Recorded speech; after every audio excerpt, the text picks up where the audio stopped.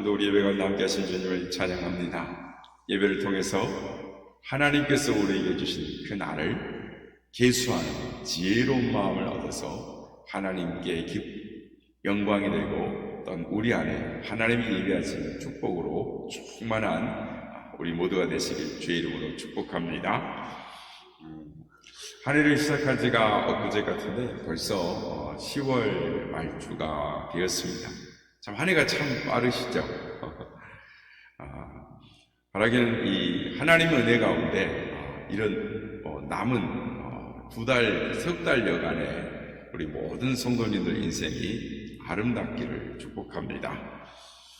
사람은 연령에 따라 시간이 다르게 느껴진다라고 합니다. 그러니까 시간의 속도를 이렇게 말하는 사람들이 있습니다. 10대는 10km, 20대는 20km, 30대는 30km, 60대는 60km로 간다라고, 달린다라고 합니다. 시간은 똑같지만 느끼는 정도가, 느낌이 다르다라는 것이죠. 시간은 나이가 들어갈수록 속도감이 더 빨라지는 것 같습니다. 10대 때는, 이 청소년 시절에는 시간이 왜 이렇게 안 가나, 더디 가나, 시간이 빨리 갔으면 좋겠다라고 생각을 합니다. 아직 인생의 속도가 붙지 않았기 때문입니다. 그러나 나이 드신 분들은 인생의 속도가 붙었기 때문에 시간이 그렇게 빨리 가는 것입니다.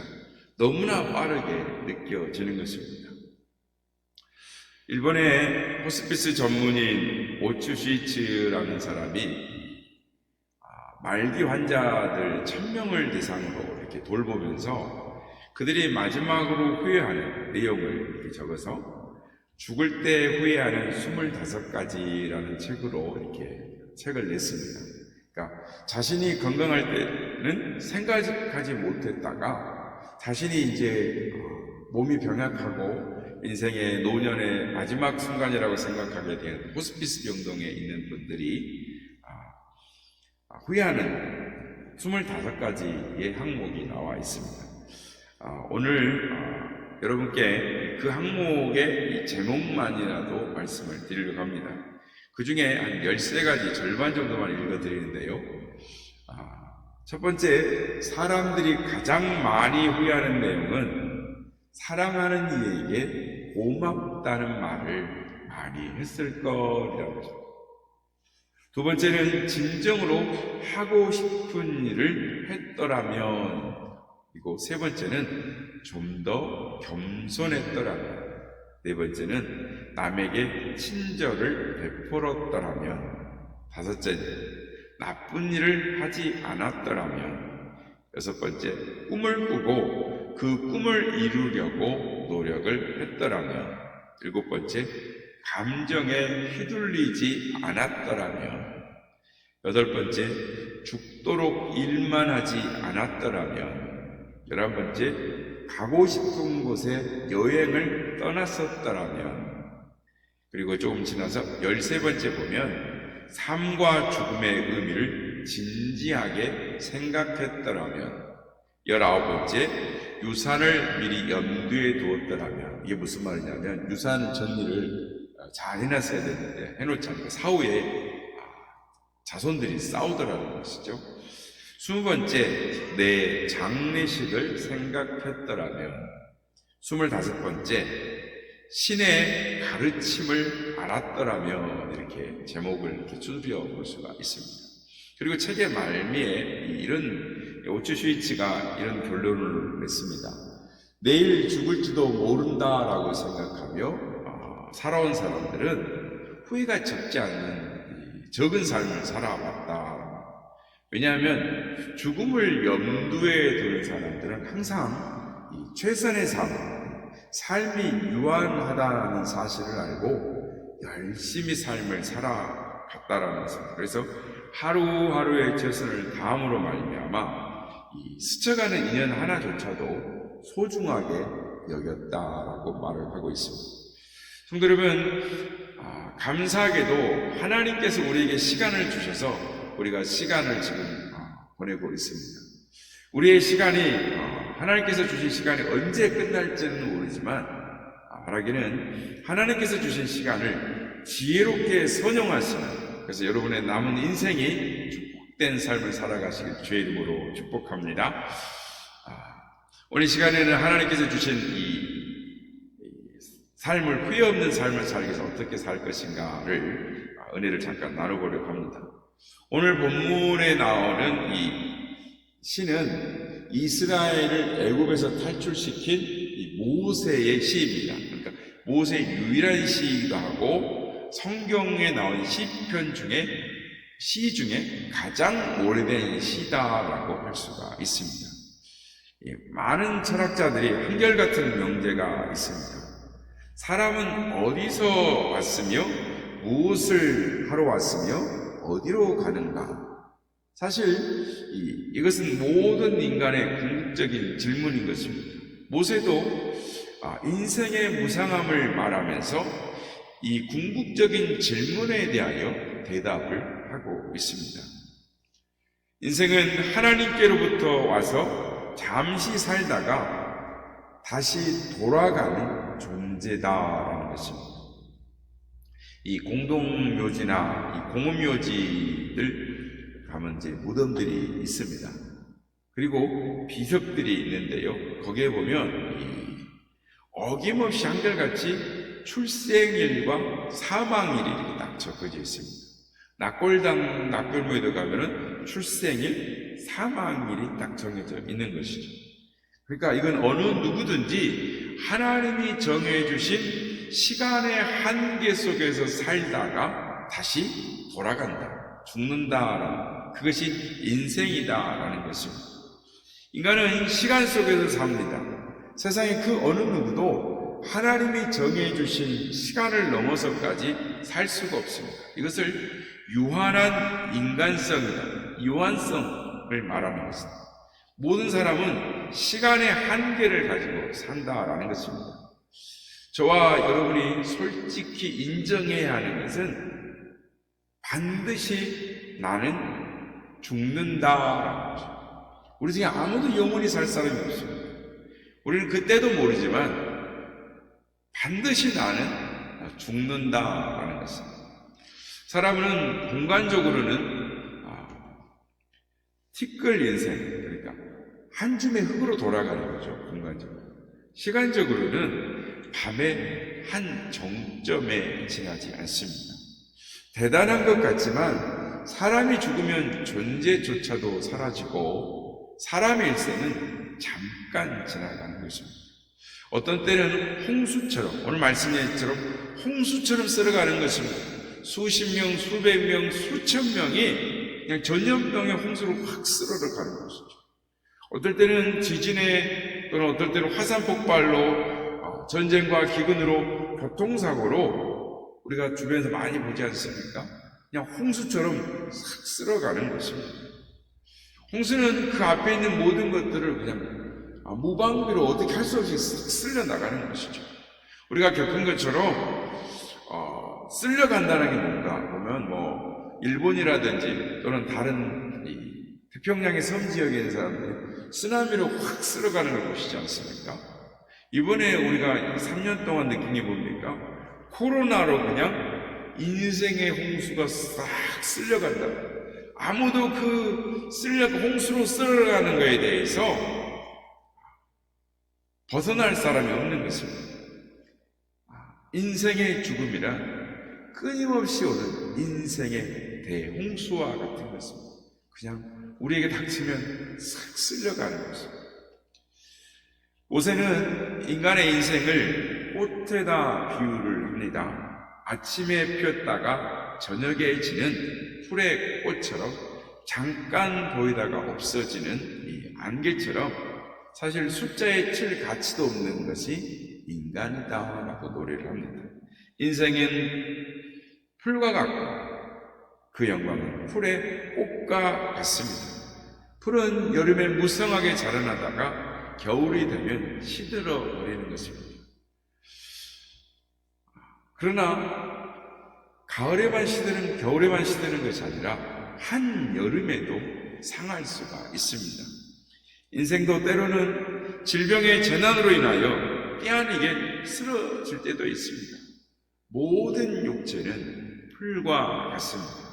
그가 비록 70의 생을 누리고 80의 건강을 즐긴다 할지라도 잠시 흘러가는 한순간에 지나지 않습니다. 그래서 오늘 본문의 모세는 9절에서 우리의 평생이 순식간에 다 하였나이다 라고 말합니다. 그러니까 쉬는 한순간에 그냥 사라질 것 같이 다 사라졌다라는 것입니다. 현대 문명의 생활 양상과 의학 발전으로 인해서 인간 수명이 이렇게 평균 수명이 점점 늘어났습니다. 그래서 유엔이 발표한 한국 평균 수명은 2021년 통계로 보면 전체적으로 볼 때 한국 사람들의 평균 수명은 한 83.7세로 봅니다. 그리고 이 세계에서 6위 정도 기록을 하고 있습니다. 남자는 평균 80.4세, 여자는 평균 86.8세를 산다라고 나와 있습니다. 이런 자료를 근거할 때 나는 평균 수명에 얼마나 남았나라는 생각을 해보실 수 있습니다. 그러나 저는 이 자리에 계신 우리 모든 성령님들은 장수의 축복을 누리시길 주님의 이름으로 축복합니다. 히브리서 기자가 말한 대로 사람은 한번 태어나면 죽는 것이 이치인 것입니다. 여기에는 예가 아무도 없습니다. 부자나 가난한 사람이나 공부를 많이 한 사람이나 적게 한 사람이나 권력을 가진 사람이나 권력을 못 가진 사람이나 다 똑같이 떠나가는 것입니다. 이 모세의 기도 속에 하나님께서 허락한 시간을 선용하는 지혜를 갖는 성도가 되게 해달라고 간절하게 기도하는 것을 오늘 본문에서 읽을 수가 있는 것입니다. 오늘 10절 말씀입니다. 10절 말씀 한 절 더요. 10절 말씀 우리의 연수가 70이요 강건하면 80이라도 그 연수의 자랑은 수고와 슬픔뿐이요 신속히하게 가니 우리가 날아가나이다. 우리가 70년을 살고 80년을 산다고 해도 그 연수의 자랑은 수고와 슬픔뿐이다라는 것입니다. 옛날에 사자성어에 수즉다욕이라는 말이 있습니다. 그게 뭐냐면 오래 산다라는 것은 욕된 일을 많이 겪는다라는 뜻입니다. 이 나이 들었다라는 것은 그동안 온갖 수고를 겪었다라는 것입니다. 태어나서 오늘까지 많은 수고를 겪고 살아오는 것입니다. 슬픈 일을 겪기도 하고요, 실패를 당하기도 하고, 배신을 당하기도 하고, 상처받고, 사랑하는 일을 인생에서 떠나보내고 헤어지는 그런 아픔을 겪기도 하고, 그래서 얼굴에 드러난 주름살은 인생의 훈장인 것입니다. 이런 현실 앞에서 여러분 우리가 할 일이 무엇일까요? 여기에 모세의 기도가 중요한 것입니다. 12절 말씀입니다. 우리에게 우리의 날 계수함을 가르치사 지혜의 마음을 얻게 하소서. 우리가 이 객관적으로 평가했을 때 모세와 같이 살 수 있다면 정말 인생을 잘 산 것입니다. 성공한 인생이다라고 할 수가 있습니다. 그러니까 모세의 인생은 40년씩 3단계로 나눌 수가 있는데요.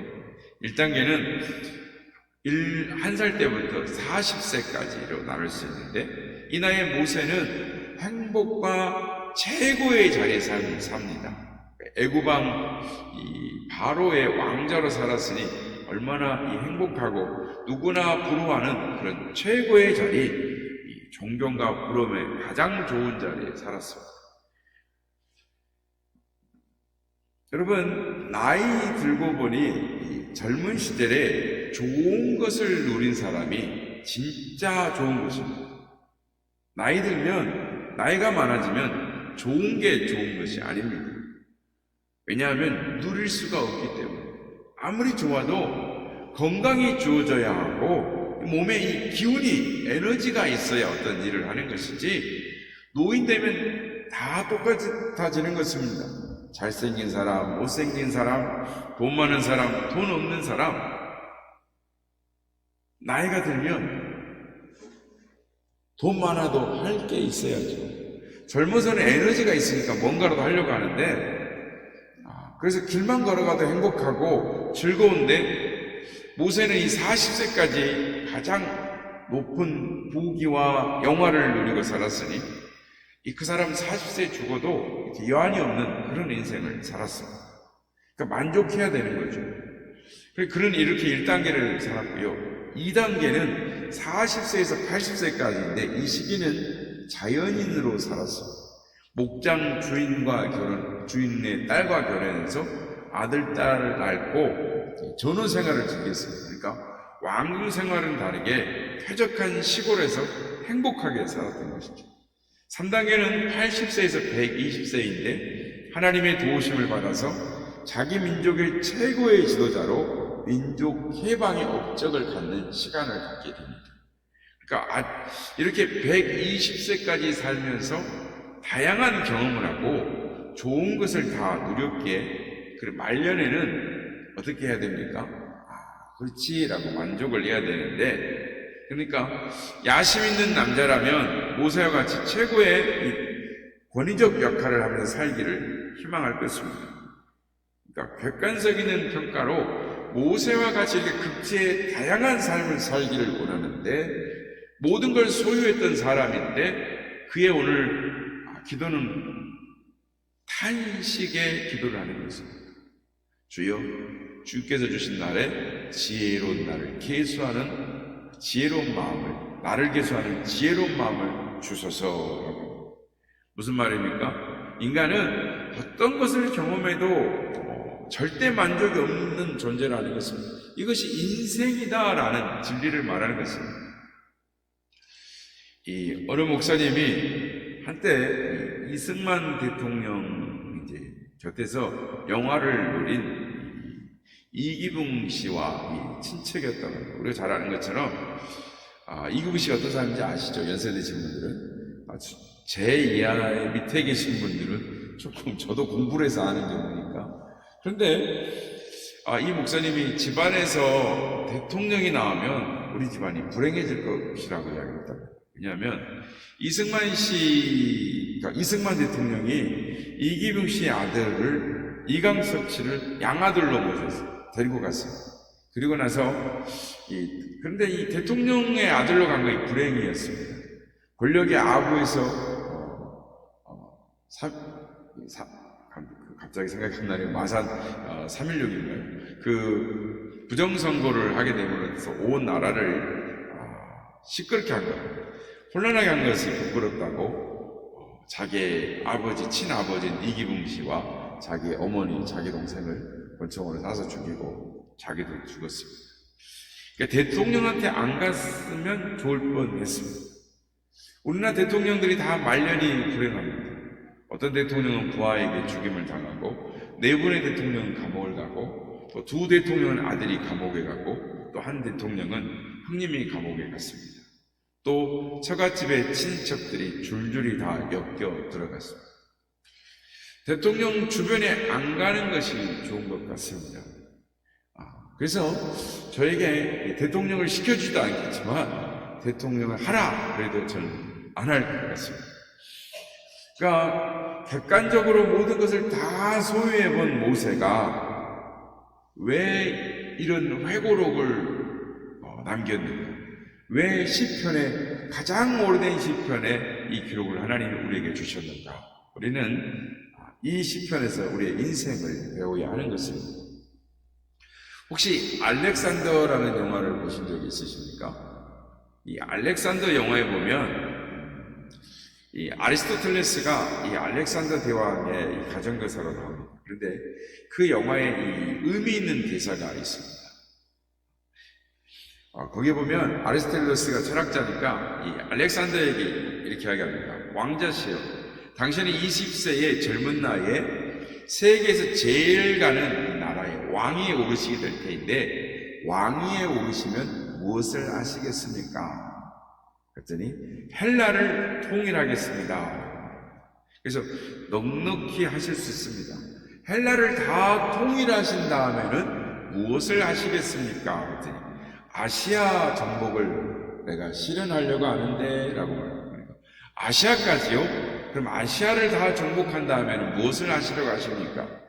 아라비아까지 정복해야 끝내야지. 그럼 아라비아를 정복하신 다음에는 그만두시겠습니까? 아니야. 인도까지 내 손에 넣어야지. 그래요. 온 세상을 점령했다고 칩시다. 그 다음에는 무엇을 하시겠습니까? 알렉산더의 말이 그 다음에는 나도 죽겠지 라고 말합니다. 그때 아리스토텔레스가 말합니다. 그러면 그렇게 사람을 많이 죽이고 전쟁하는데 고생하지 마시고 그냥 살다가 그냥 죽으십시오. 이렇게 말했다는 거예요. 우리가 잘 아는 것처럼 아라비아 원정대 사막의 교회의 병을 알아서 33세에 모래밭에서 알렉산더가 요절을 합니다. 오늘 부분에 모세는 기도합니다. 우리에게 우리의 날 계수함을 가르치사 지혜의 마음을 얻게 하소서. 흘러가는 시간 속에서 지혜로운 삶이 무엇인지를 알게 하소서. 지혜로운 삶이 무엇인지를 가르쳐 주옵소서 라고 모세가 기도하고 있는 것입니다. 우리가 성경에 보면은 시간 흘러가는, 그러니까 전혀 시간 계산을 할 줄 모르는 사람이 예수님의 예화에 등장합니다. 누가복음 12장에 보면 한 부자가 풍년에 곡식을 많이 거뒀습니다. 그래서 그 많은 곡식에 창고를 몇 개를 새로 짓고 이렇게 말을 합니다. 내 영혼아, 여러 해 쓸 물건을 쌓아두었으니 기쁘고 즐거워할지어다. 여러분, 이것이 뭐가 나쁩니까? 누구나 다 바라는 것이고 누구나 그렇게 성공하기를 바라는 거 아니겠습니까? 부자는 우리가 바라는, 소망하는 것, 성취하는 것, 하고자 하는 것들을 성취하고 성공한 사람입니다. 그런데 12장 20절에 보면은 하나님이 뭐라고 말씀하셨습니까? 어리석은 자여, 오늘 밤에 내 영혼을 도로 찾으리니 내 예비한 것이 네 것이 되겠느냐. 지혜로운 내 인생의 시간관리, 지혜로운 내 인생의 시간관리, 한 해가 저물어가는 이 시기에 이런 생각을 한 번쯤 해보는 우리 그리스도인들이 되어야 되겠습니다. 에베소 교회에 보내는 바울의 편지에 보면 세월을 아끼라라고 말씀합니다. 무슨 말입니까? 기회를 사라라는 말을 말씀합니다. 사람에게는 기회가 있는데 기회를 잃어버린 사람은 실패한 사람이고 기회를 잘 잡는 사람은 성공한 사람인 것입니다. 여러분, 시간은 생명인 것입니다.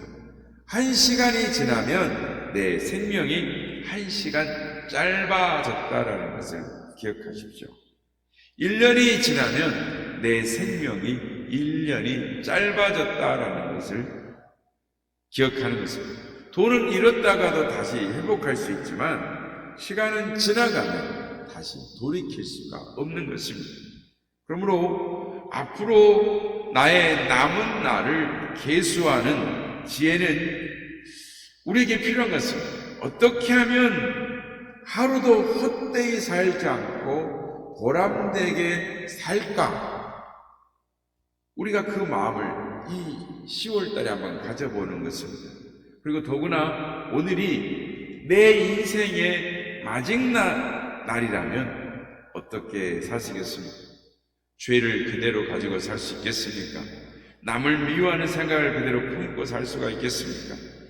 회개하고 화해하는 의미 있는 삶을 살아야 할 것입니다. 죽음 앞에는 원수가 없습니다. 아무리 믿던 사람이라도 원수가 할지라도 그가 세상을 떠나면 숙연해지는 것입니다. 죽음 앞에서 용서하지 못할 죄가 없는 것입니다. 성도 여러분, 10월 한 해가 저물어 가고 있습니다. 남은 생에 하나님께서 우리에게 주신 시간 속에 어떻게 하면 하나님 보시기에 합당한 삶을 살 수 있을 것인가? 우리가 생각해보는 시간을 되기를 원합니다. 누구나 인생의 마지막 순간을 만나게 되는데 그때의 고백은 두 가지로 나타나는 것입니다. 하나는 나는 인생을 헛되게 살았다라는 절망스러운 후회이고, 또 하나는 내가 선한 싸움을 싸우고 달려갈 일을 마치고 믿음을 지켰다, 한이에 찬 고백을 하게 될 것입니다.